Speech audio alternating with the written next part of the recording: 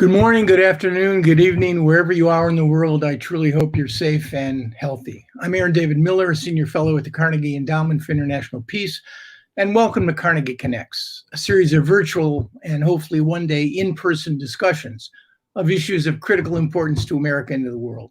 Today, leaving Afghanistan, risks, rewards, and repercussions. Quote, when they came, they, the Americans, said they would eliminate terrorism and destroy Al-Qaeda, said Juma Maradi, a 45-year-old Afghan immigrant.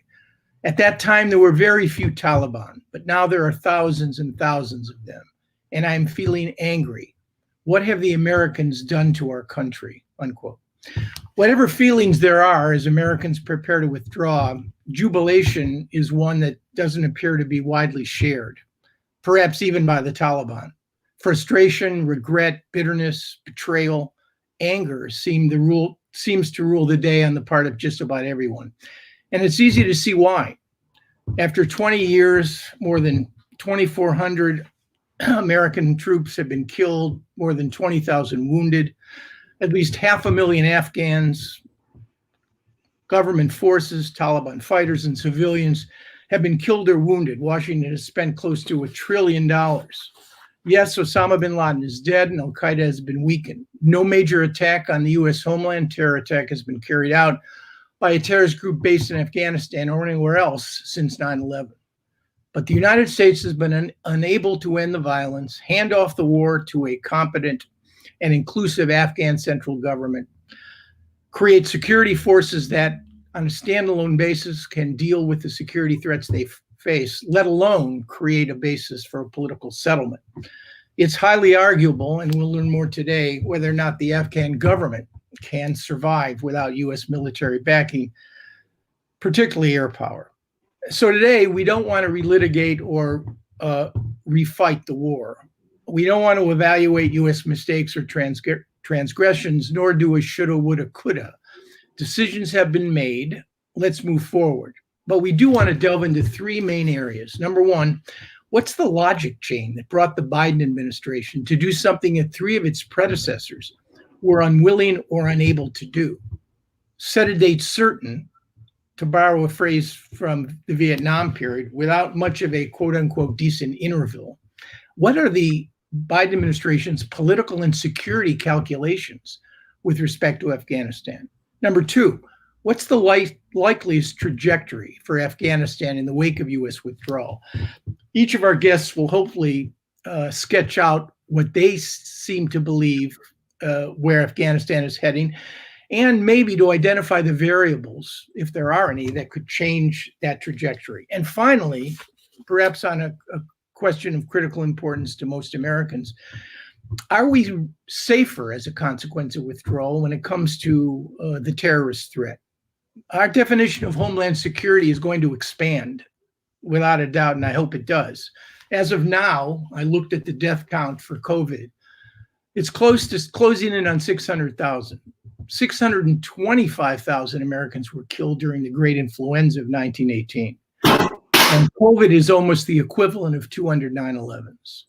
Fortunately, I don't have to answer any of these questions today, but we're really honored and fortunate to have three extraordinary panelists who I have no doubt can.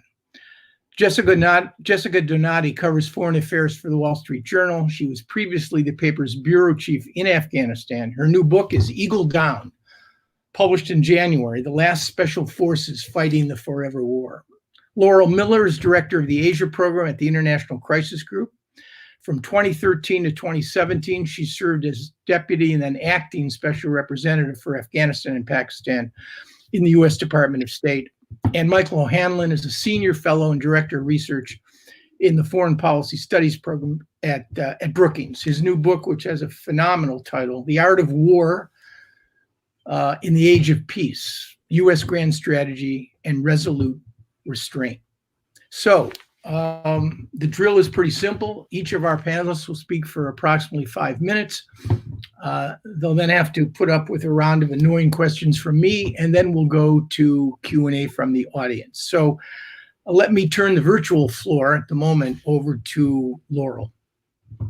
Thanks very much, Aaron. It's good to be with everyone today. I'm going to say a little bit about the thinking that that I believe was behind President Biden's withdrawal decision, pointing to some explicit but also what I think are implicit factors that were weighed in the decision and what I think the decision signifies.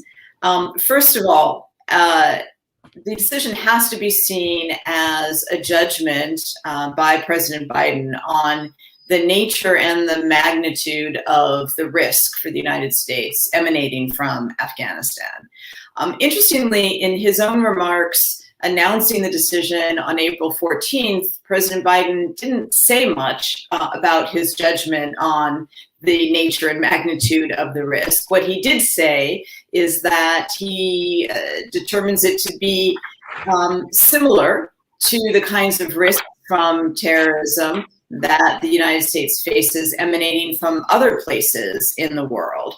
And he also pointed to the ways in which, or alluded to the ways in which Homeland Security has improved between 2001 and 2021, as suggesting that therefore the United States needn't be concerned in the same way with a repetition of 9/11, though he didn't say that specifically. But he didn't actually speak to the nature and the magnitude of the risk from Afghanistan per se. He didn't say that risk is gone. He did say we got Osama bin Laden 10 years ago, and Al-Qaeda has been diminished since then, but that was about it. The second factor that I see here is that the decision was a rejection of what had become a policy of prevention. For most of the last 10 years, I would say that was within the U.S. government even explicitly stated that that's what the policy was about. It wasn't that there was a clear and present imminent threat from Afghanistan to the United States. It was that the threat that had existed previously from terrorist groups there could resurge, and therefore you had to prevent that from happening by keeping a lid on the situation in Afghanistan. It was an idea of the troop deployment in Afghanistan being essentially an insurance policy against resurgence of a terrorist threat, rather than being an active countering of a present threat to the United States. Instead, what Biden indicated himself in his April 14th remarks was that he saw the logic chain, if you will, of making this decision as a three-part test. First, if we're going to depart, not just simply depart on a date certain, as Aaron suggested, but depart in a conditions-based fashion, which is the alternative that many have spelled out, then what exactly are those conditions that would be satisfactory for a departure from Afghanistan? Second, are those conditions achievable, and in what time frame are they achievable? And third, at what cost are they achievable? So really, I see this as an argument that in order to justify an American troop presence, there has to be something positive that they can achieve through military means. And that, to my mind, is an implicit rejection of the idea of an insurance policy, a sort of more, I would say, negative approach to the rationale, that there had to be something positive to achieve.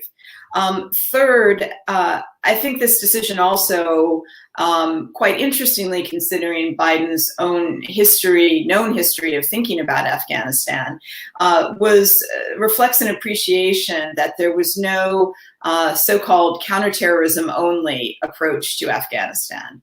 Biden himself was reported during the Obama administration to have advocated for a slimmed down American military presence focused solely on counterterrorism. And even during this last presidential campaign, he said that he thought probably there needed to be a continued presence of American military forces in Afghanistan for counterterrorism purposes. A small presence, but one that he indicated would probably be about a few thousand, which is what the presence was on the eve of the withdrawal that has already commenced.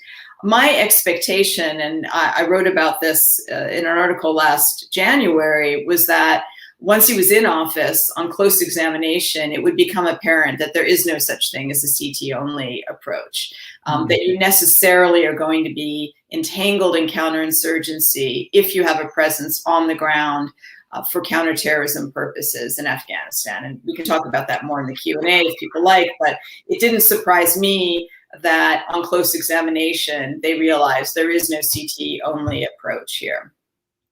I think it also might reflect, and I'm speculating somewhat here, but there's a basis for it, but it might reflect the thinking that if you're going to withdraw, you might as well do it early in the administration.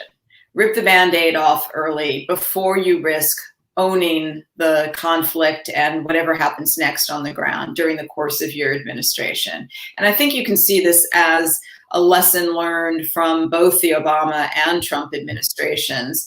Recall that although Obama surged in Afghanistan, at the very same time that he announced the surge at the beginning of his administration, he also announced a timetable for withdrawal that was not kept to, and that became impossible to hold to for a variety of reasons. Trump, too, came in office even more wholeheartedly wanting to withdraw from Afghanistan, but didn't do it in the beginning. In the very beginning, he instead had a mini surge, and it became very difficult, even for I would say a less risk-averse president. The fact that he didn't withdraw at the very end of his administration was telling. The fifth point is, a lot has been made of this kind of end the endless war theme of the decision, and Biden himself noted it in his April 14th remarks, said war is not supposed to be multi-generational. Let's end the forever war. I think was perhaps a useful rhetorical hook with some political appeal, but it's not my assessment that really was behind the decision. But for these other judgments about the importance of Afghanistan to U.S. national security and the magnitude of the risk, as I indicated, I don't think this end the endless war idea really would be salient. It simply can't be the case, and I don't believe that this would fit with President Biden's thinking or other senior leaders, that if you have crucial national security goals, you just abandon them because it's taken too long. There are plenty of national security goals that the United States pursues for multiple generations, and from a national security perspective, it's simply not logical and would be irresponsible if you abandon those goals if they were crucial, simply because they were taking too long to achieve. Similarly, the argument also referenced in President Biden's remarks that we've just got bigger fish to fry. We've got great power competition. We've got the COVID crisis. We've got the climate crisis. Therefore, we can't pay attention to Afghanistan. I also don't think that if you didn't have the judgment that Afghanistan in and of itself was not important enough to U.S. national security issues, national security concerns, then this would not be relevant arguments. If they were relevant arguments, then you would have to argue that but for these other issues, you would stay in Afghanistan. And I don't think the factors that actually went into the decision suggest that. The last point, and I think this is an important one for learning lessons from the American experience in Afghanistan, is that whether this was recognized in the policy debates or not, I think the decision represents a reappraisal of the very initial decision in 2001 to topple the Taliban, instead of only going after the perpetrators of 9/11. At that time, the decision was that it wouldn't be enough to follow the prior quote unquote law enforcement approach to counterterrorism, that you just go after the perpetrators. It was determined that because the the Taliban had harbored al-Qaeda leadership, that they had to be punished, that they had to be disallowed from doing that again, and importantly, that an example had to be set to other state harborers of terrorist groups, enablers of terrorist groups around the world. Because the decision now means that there is a potential, an acknowledged potential return of the Taliban to power, although undesirable, that is a tolerable outcome, so long as they don't enable terrorists to attack the United States again, then I think you have to see this as a reassessment of whether it was really necessary to topple them in the first place. If it mattered so much for U.S. national security interests that the Taliban could not be at the helm in Kabul, then it would matter still today. And so, I think this is a real judgment on the regime change that the U.S. effectuated in Afghanistan. The U.S. is saying now that it's not abandoning the project of building up the republic, the Islamic Republic of Afghanistan, which is what the current system is. But I mean, it is at a minimum a major diminishment of the American commitment to that project of the republic.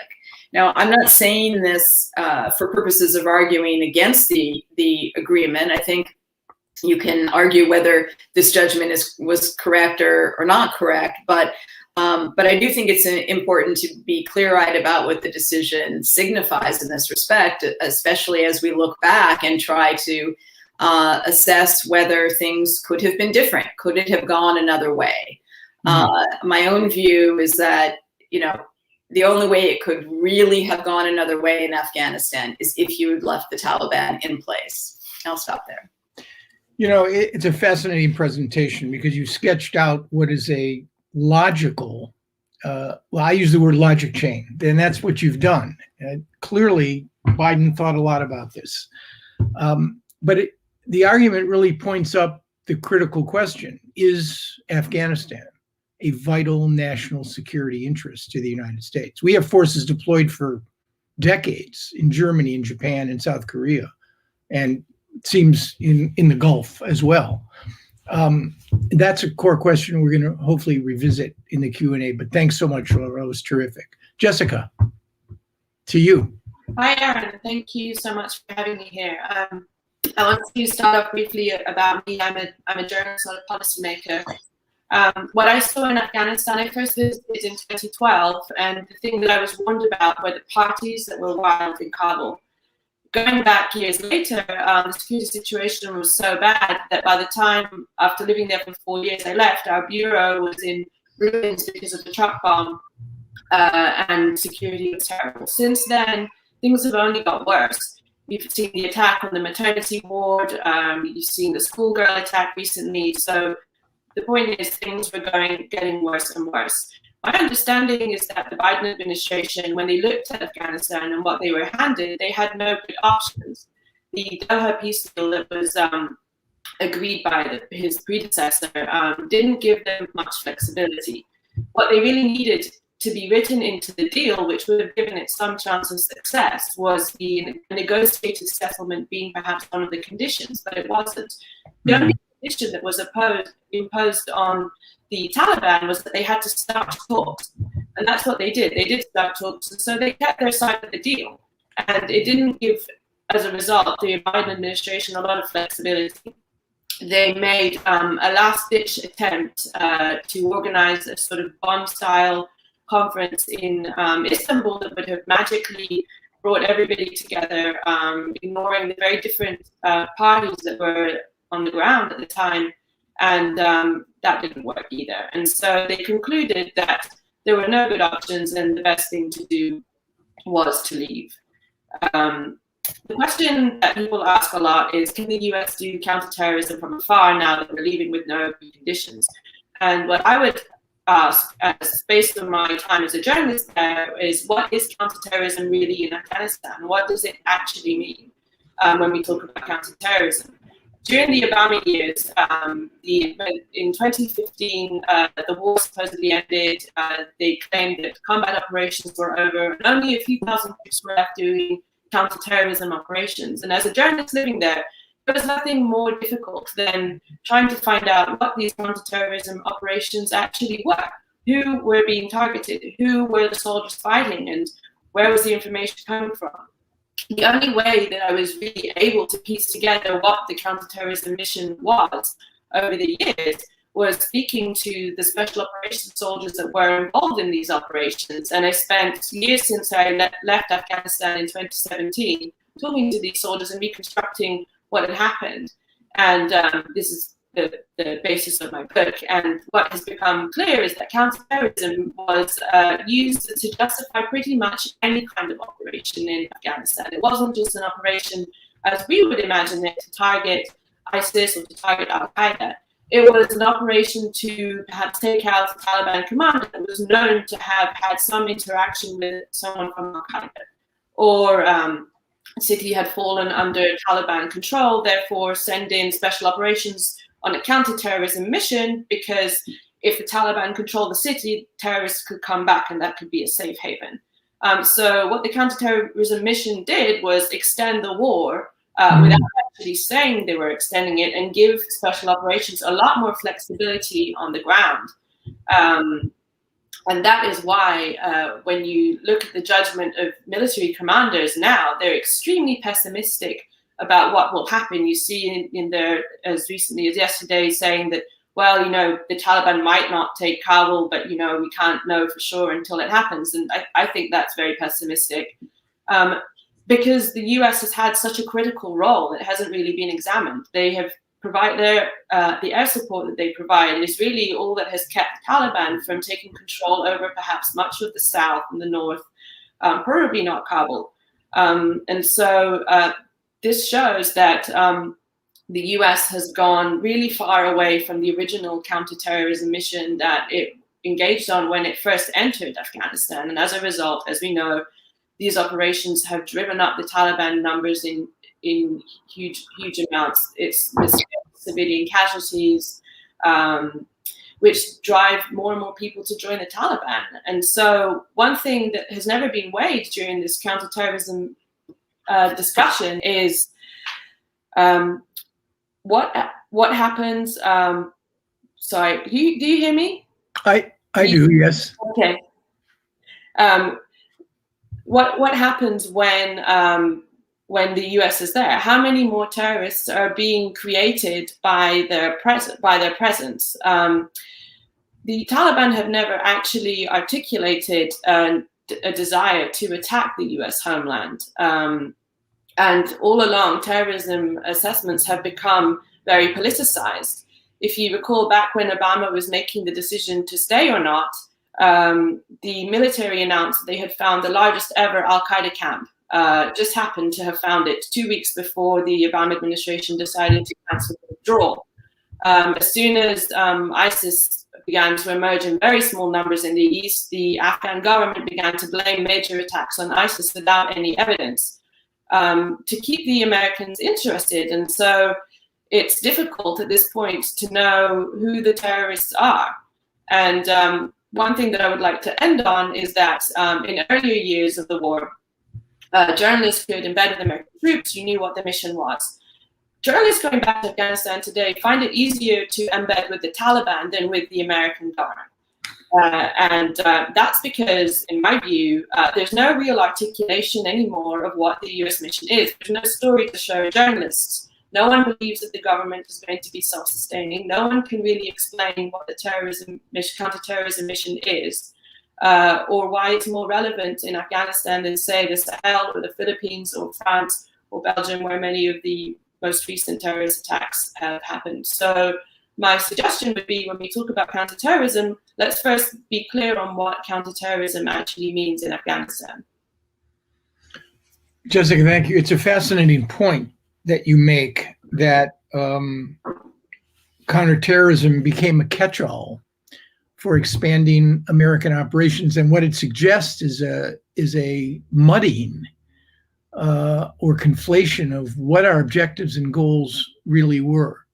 I mean, I would like to hear at some point everyone's assessment on whether or not Al-Qaeda and ISIS derivatives, what kind of threat they actually do pose.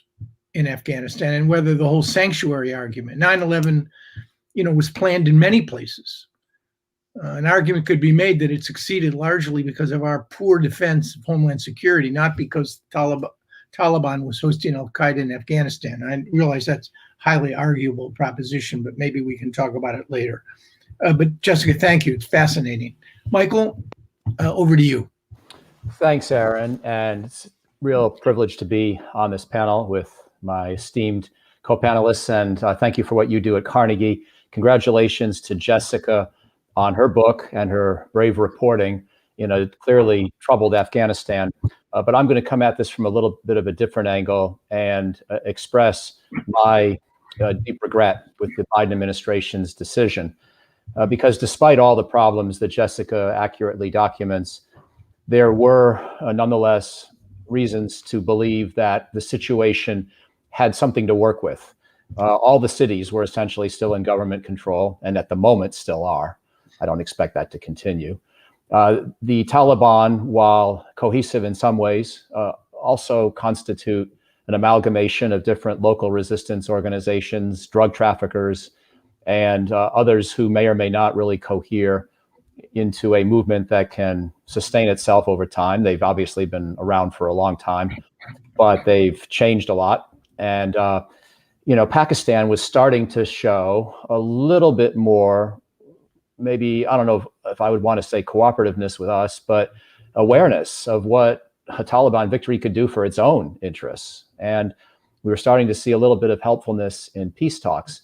And while I'm congratulating my co-panelists on their books, let me again commend everyone to look at Laurel Miller's excellent RAND study, envisioning a comprehensive peace accord for Afghanistan, which really gets into some of the nitty-gritty of how you could have envisioned power sharing between the Taliban and an elected constitutional government in Afghanistan. That agenda was never seriously tried at peace talks.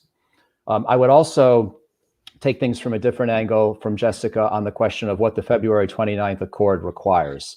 Jessica's given one very valid interpretation. There is no doubt that you can read that accord to say that all the Taliban needed to do was to show up for a peace talk, have a few extra steaks in their fancy hotel in Doha, and then basically call it a day and claim that they had accomplished their part of the bargain. However, the February 29th Accord also demands that the Taliban break with al-Qaeda. And given the strong role of the Haqqani network inside of the Taliban, I think in some sense that condition is just inherently not being met. And on top of that, I have studied the February 29th Accord over and over, and it's a masterpiece of ambiguity, perhaps deliberately so. And it can also be read to say that the basic construct requires the Taliban to work towards a roadmap for peace, a comprehensive roadmap for peace. Those are parts of Articles 3 and 4 of the Accord. And there's some fuzzy language demarcating whether Articles 1 and 2 need to be implemented first and are adequate unto themselves, whether the whole thing must cohere as a package. My point is, we had every opportunity to read it in a more hardline way. And I also believe, because he chose not to, President Biden will own this. He was not obliged to do this by the Trump administration. The deal was so ambiguous that the Biden administration did have the choice. And any notion of, quote unquote, ripping off the Band-Aid, and I'm glad Laurel used that phrase because it probably does accurately depict where their thinking was. I'm afraid that's not going to be how it plays out. I think what's going to play out is a much worsening situation over the entire 4 years of the Biden administration, where we don't look back on this decision as something we got out of the way in 2021, but it's something that the ramifications of which we will live with throughout the future. Now, it is true, getting to your question, Aaron, that it is true that right now, the terrorist threat from South Asia against Western interests is no greater than from the Levant or parts of Africa. I would concede that point, but that's partly because we've been successful, despite all of the caveats that Jessica accurately pointed out about the confusion and imprecision and tragic mistakes of our counterterrorism mission in Afghanistan over the years. We have nonetheless been successful at depriving al-Qaeda and ISIS of sanctuary.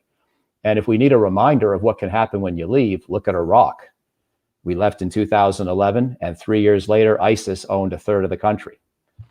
And the only reason we were able to defeat them is because Iran helped us, ironically.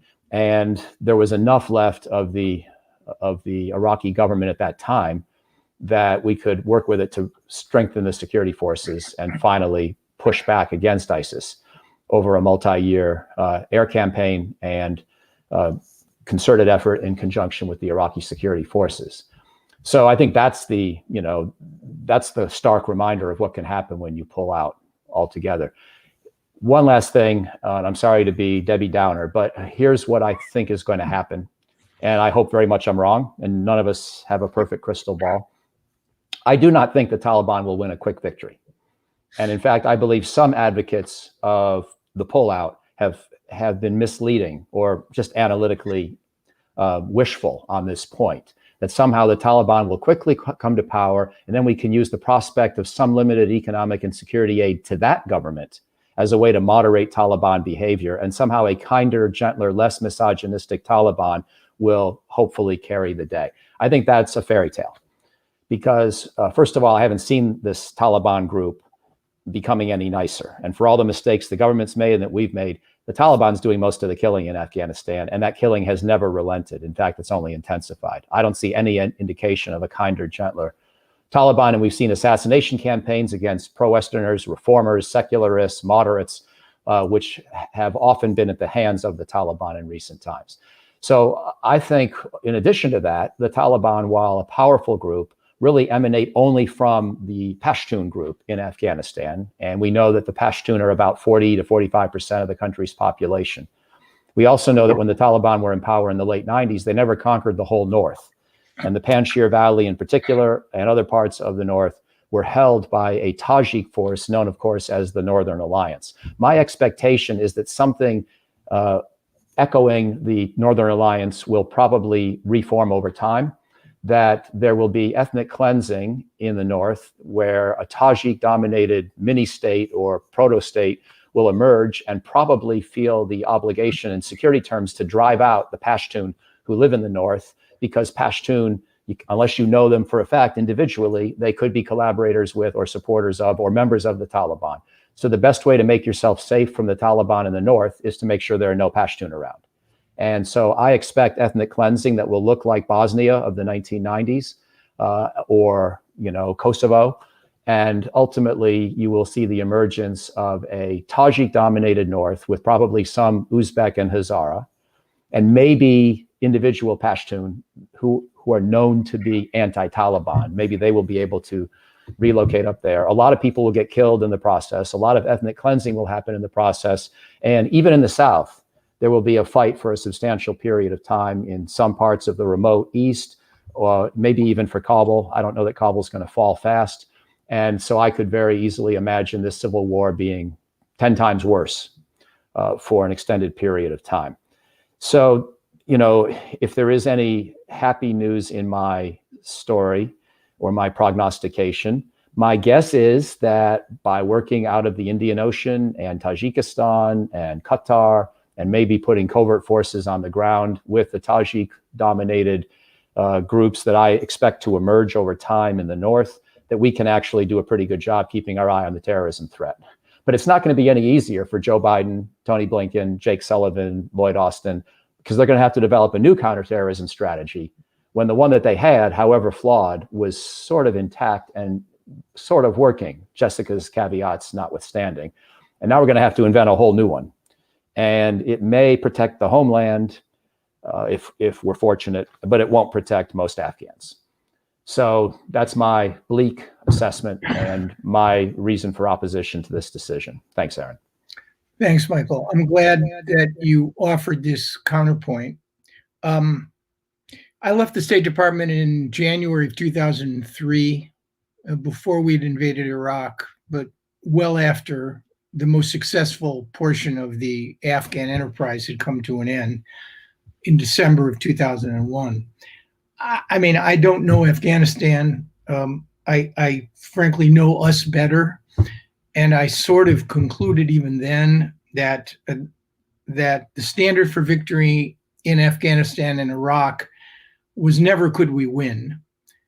The standard for victory would be measured by when could we leave and what would we leave behind.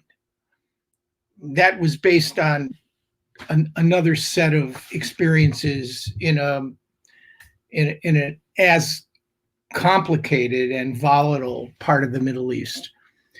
So color me a skeptic on these enterprises from the beginning, but I guess that's really not the point here.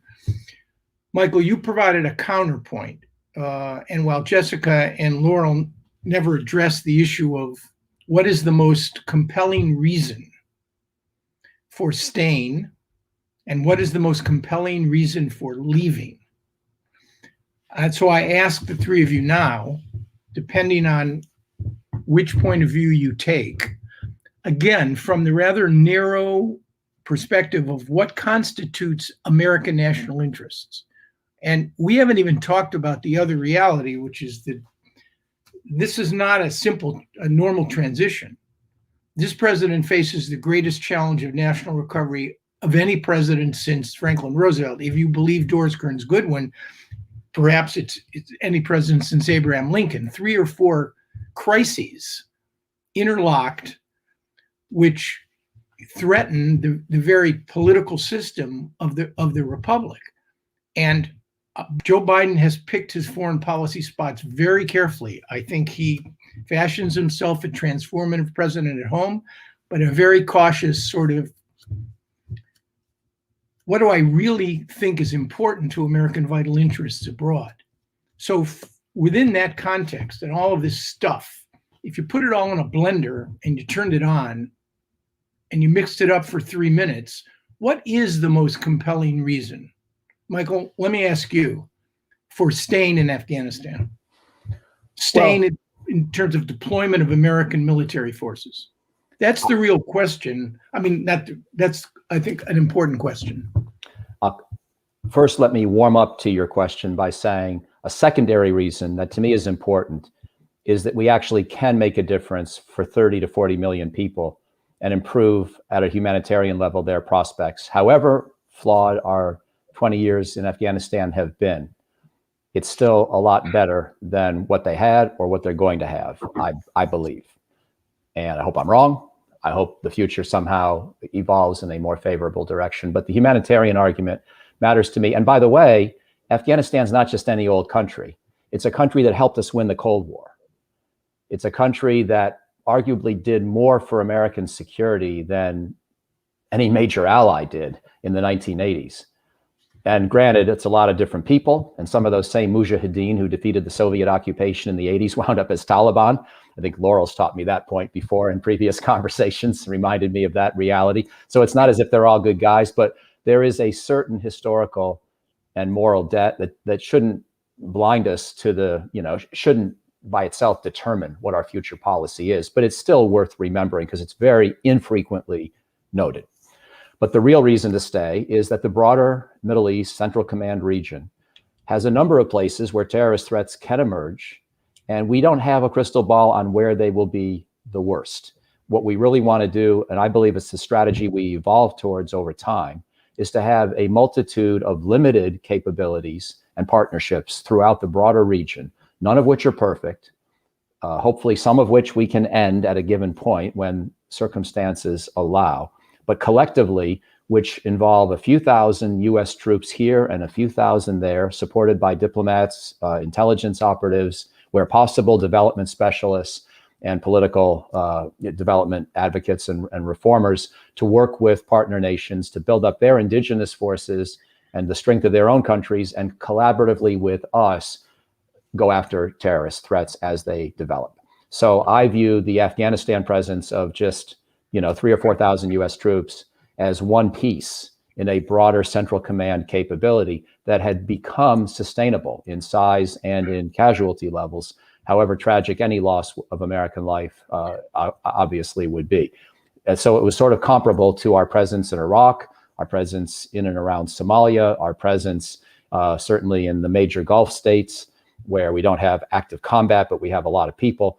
And I think we have developed sort of a constellation or network of limited capabilities that have allowed us to do these intelligence, training, partnership, special forces, and aerial operations that collectively give us a pretty good CT strategy, not because the counterterrorism mission is being completely and definitively achieved, but because it allows us to manage the threat at a tolerable level to the homeland and the rest of the West.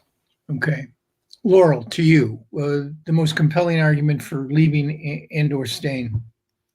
Yeah, I mean, I do have to admit to being ambivalent about the decision personally, and being able to argue it both ways. And that's partly because, for purposes of a discussion like this, I can talk about it in terms of what are U.S. interests, the sort of a narrow sense of what are U.S. national security interests. But I do also work for an organization that's focused on conflict prevention and conflict resolution. And I have to say that I think, Michael is quite right about what is likely to happen next is a protracted and intensified civil war in Afghanistan. I think there will be greater violence and greater loss of life in Afghanistan. And, it's difficult for me personally to support that outcome. But I think the strongest argument against withdrawal from that broader humanitarian perspective is what is going to happen to Afghans. That I think there will be more loss of life in Afghanistan because of the withdrawal. The second argument, that's a narrower U.S. argument, is that there's a lot of uncertainty about the threat and how the threat will evolve in the absence of the U.S. presence there. That uncertainty is, I think, at least somewhat heightened by the fact that, a bit to my surprise, this decision was made before the administration really figured out what its alternative means of counterterrorism are. And what is it going to be? At least there's no available public evidence that there's been a new kind of conversation with Pakistan, with others in the region that would suggest that the administration has sorted out what's the new plan that it is going to be putting in place. And if you don't have the new plan yet, then it's a little bit difficult to assert that new plan actually is going to manage the threat to precisely the same degree or a sufficient degree. The argument in favor of leaving, to my mind, the strongest one is that I can see why an American president who was responsible for the lives of American service personnel would not want to deploy those people if you can't say that there is a clear enough direct threat to the United States that cannot be sufficiently addressed through these alternative means that, again, haven't been completely sorted out yet. But I think they must have taken it for granted that these alternative means can be sorted out, that you can address the terrorism threat without entanglement directly in the counterinsurgency in Afghanistan, which the administration has judged to be not sufficiently in its interests to fight. And I think you can make that argument. I think presumptively these alternative means would be at lower cost because of the cost of the deployment in Afghanistan, the direct costs and the long-term costs for care of American personnel who are deployed there.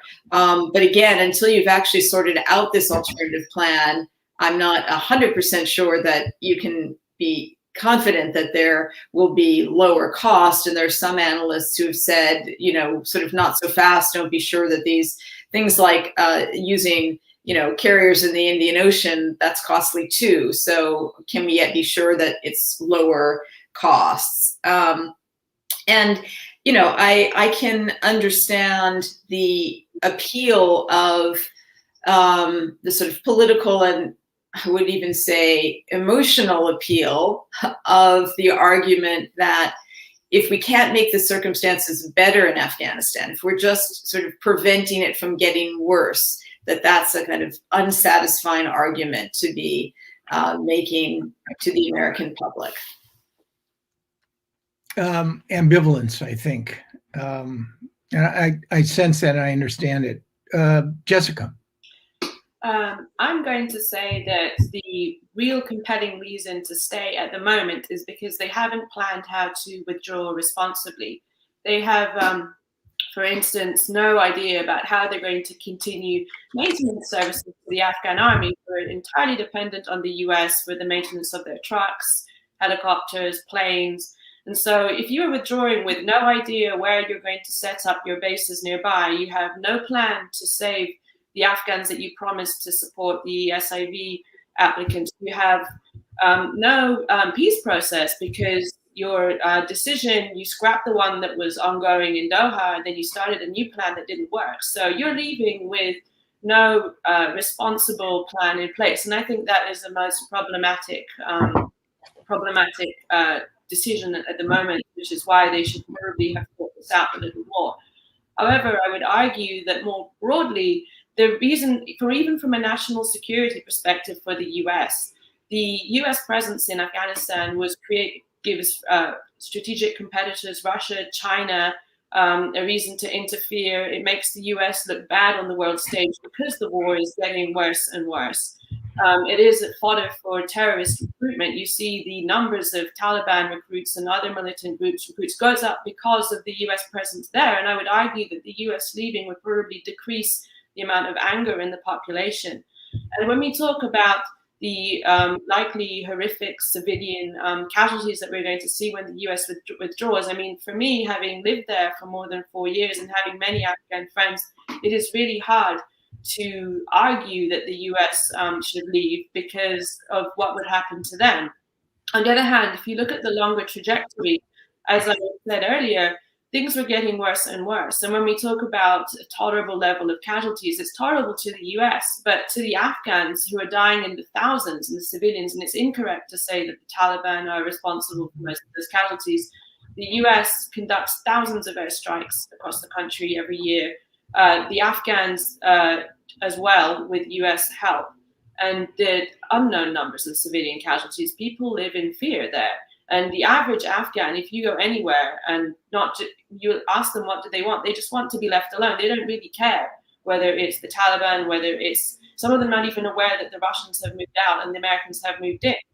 And so I would say that when we talk about casualties would be worse, but would at some point the war resolve itself and we would see some kind of Afghan stability without outside interference, because the US isn't putting it on a track to resolve itself at the current moment, unless the peace process gets started again, and that's unlikely. Right. I mean, I was relatively secure in my own assessment that this would not have a happy ending, but in terms of protecting American vital interests as opposed to discretionary interests, that this made sense. But the three of you didn't take much to tease it out of you. The three of you are predicting, I mean, you're all heavily invested for many reasons, and I understand that. But you're all three predicting, Michael in particular, a train wreck. And the possibility here is much like Carter's hostage crisis. Joe Biden is going to be faced every single day post-September 11th, 2021, with some other horror story that's going to play out in Afghanistan. It may not be an attack on the continental United States or our interests or our allies in the region, but it'll be a reversal of whatever gains were made over the course of the last 20 years. And the critics, Republicans and centrist Democrats, will increasingly begin to ask the question if the horror is happening day after day after day. And I have no reason to believe that it won't, questioning this fundamental decision. I guess the question I would have is, if prevention, and Laurel's point I think is really telling, if prevention is the issue here, Michael seems to believe that we could do more than prevent. But if staying is to prevent losing, I mean, it's not South Korea. It's not a functioning democracy. It's not Germany. It's not Japan, where we maintained forces for decades. And for deployments that actually served U.S. interests and could be explained to the American public, Donald Trump's aberrant view notwithstanding. The question is, can 2,500 U.S. forces, and it gets to Laurel's point or Jessica's point about counterterrorism, doesn't that impel you to look at this as a nation building exercise? I mean, and can we actually do it? Will the situation improve if we stayed a year from now? Are things going to get markedly better? And what could we do to make them better? It's a rhetorical question because we don't have time to delve deeply into it. But it's real. I agree. It's ambivalent and a very tough decision. I believe it was the riskiest decision that the Biden administration has taken on foreign policy to date. Couple other questions, and then a final question. I actually have a question from the audience here. Deborah Alexander asks on YouTube, if Michael's predictions come true, particularly about ethnic cleansing, Deborah asks what might be done now in the next several months to prevent or limit these dire outcomes. I think I know the answer to that, but Michael? Yeah, thank you, Aaron. And by the way, in response to your rhetorical question, I'm enough of a student, as are you, as are all of us, of the Middle East, to not always expect to solve a problem. We don't always need to have a solution. Sometimes managing a problem is the best we can do. And problems can always get worse, even if they look pretty ugly right now. One factual point where I do want to voice a different view than Jessica. I've been following UN studies on casualties in Afghanistan for 20 years. The Taliban are far and away the primary perpetrator of civilian death in Afghanistan over that time period. This is not to excuse the government or the United States from all the huge mistakes we've made. But I really think we have to remember who we're dealing with. And historically, the Taliban, and I think currently, have been the main perpetrator of anti-civilian violence. In terms of Deborah Alexander's question, how to mitigate the tragedy of potential ethnic cleansing, all I can say is we should anticipate it. We should ask anybody who would consider this essential for their own security to ethnically cleanse the way it happened in Kosovo rather than Bosnia or Rwanda. In other words, driving people out of their homes, but keeping them alive, and even allowing relief agencies to help them move. That may be the best we can do. I think that could have been one of the things we tried to negotiate if we had given a peace process a few years, but still couldn't figure out power sharing. We could have perhaps figured out some kind of peaceable path to soft partition. Now it's going to happen on the battlefield. But I think we can ask Tajiks and others to do it in the most humane way possible in the event that it turns out they feel they have no choice but to drive Taliban out of the north. And then to allow relief agencies to collaborate in the effort to mitigate the humanitarian toll. So that's the best I can do at a provisional answer. No, I think that's good enough under the circumstances. So much we don't know. Let me ask all of you briefly on this whole question of, can the Taliban be domesticated? I mean, the argument goes that Afghanistan is a ward of the international community. It cannot survive without international support. The Taliban understands this. Whatever responsibilities they hope to bear, assuming they take control even after a prolonged civil war, they're going to require outside assistance. They're interested in respectability and legitimacy. Therefore, the outcome might not be as bad as we think with respect to how they're going to deal with women, minorities, or fellow Afghans. Does that argument, knowing what the three of you know about the realities of Afghanistan, does any of that make sense? Laurel, do you first? Only in a very marginal way. I mean, look, the U.S. has got to use whatever leverage it has. So the line currently is, we're going to use as our carrot, our civilian and other assistance, that if the Taliban joins in politics in Afghanistan and behaves itself, then that government can enjoy our continued assistance. And the stick is, if you come to power otherwise, we will deny you the legitimacy that you seek, and you'll once again be a pariah regime. Of course, that's a punishment on the people of Afghanistan too. That's not just a punishment on the Taliban. And it's that's the conundrum of trying to use that kind of leverage and to use conditionality and assistance. But, I think there's reason to believe that the Taliban preference is for both power and legitimacy, and the assistance and relationships that go with that. A preference is just that. It doesn't mean that that's their bottom line. And the idea that the Taliban would compromise on fundamental ideas and ideological preferences and sort of social political preferences over, would compromise on those in order to gain legitimacy. I think there's just no evidence for it. And what there is evidence for is that they prioritize their internal cohesion, and they do not make decisions that risk fracturing their internal cohesion. And so some kind of radical transformation would I think be highly unlikely for them, because it would compromise their internal cohesion. Yeah. Quickly, briefly, Michael, on this one. I hope somehow over time, but I think we're talking about a Taliban that is established in 3, 5, 7 years in much of the South, but not all of it. And maybe that Taliban, once there's some kind of semi-stabilizing of battle lines, maybe they can be tweaked 10 or 20% in their behavior. That's about the best I can hope for. Jessica? I think so far, as Laurel's pointed out, the Taliban haven't articulated their views on women. They've been repeatedly asked to articulate views on women and democracy, and they haven't. What we know is that in areas that are under Taliban control, in some areas, girls do go to school, women are allowed to work. In some areas, not in others.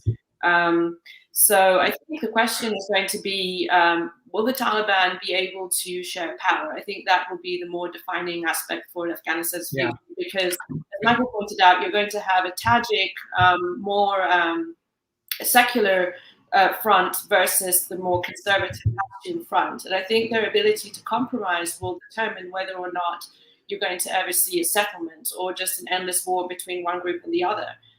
One final point is that when we talk about the Taliban and these conservative customs that we find so horrifying in the West, they're actually native to great parts of the South and the East, where women have been wearing burqas long before the Taliban, but they haven't been allowed outside the home. They have Pashtun sayings where, girls should be seen, once when she leaves to marry the house and once when she leaves to be buried. This is Afghanistan as well. And so I think we should recognize that it is actually native to them. So I think compromise is going to be key. And I think only time will tell. Yeah. One last question, and it's a tough one. Twain said that history doesn't repeat, it rhymes. And I think, I don't even know what Twain meant by that, but the rhythmic patterns are worth paying attention to. So you had the Brits in the 19th century, very unhappy experience. You had the Russians in the 20th century, very unhappy experience. And now you have the Americans in the 21st century, very happy experience, unhappy experience. So could each of you take one line or two? We have 1 minute left. What is the lesson that we have learned from 2 decades? Laurel, do you have one piece of wisdom, or what to do or what not to do? Lower your expectations. I guess would be my one-liner. And it's a good one. I mean, the corollary too is we don't have time to get into this, but I really fundamentally dismiss all of the arguments about if we'd only gotten the tactics right, if we'd only done it, if our means had been better, that the results would have been fundamentally different. And I think that kind of thinking is a mistake, and that you have to look more at the big forks in the road and the big picture decisions if you're going to learn any lessons from this. Right. Lower expectations, always a good lesson in dealing with this part of the world. Michael? Everything Laurel said, and also go for a little steadier mission. A little bigger at first, a little smaller in the early Obama years. The feast or famine, small footprint followed by big surge didn't work. And Afghanistan was even less ready for that kind of thing than Iraq, because it doesn't have the capacity to absorb that kind of foreign intervention. Yeah. And Jessica? Everything Laurel and Michael said, and you can't build a country in your own image, however unfortunate that may be. Yeah, agreed. Look, I want to thank the three of you. Your authority and your involvement and investment and expertise in this is really impressive. And I'm left confused, more confused than when I started, which I think is, frankly, as far as I'm concerned, now that I'm not in the fix-it business anymore, is actually not a bad ending, because in order to fix the world, you first have to understand it. And we have a difficult time as Americans understanding that. So thank you so much. I would leave you with my new motto, which is think positive and test negative. And thanks so much for joining. Take care.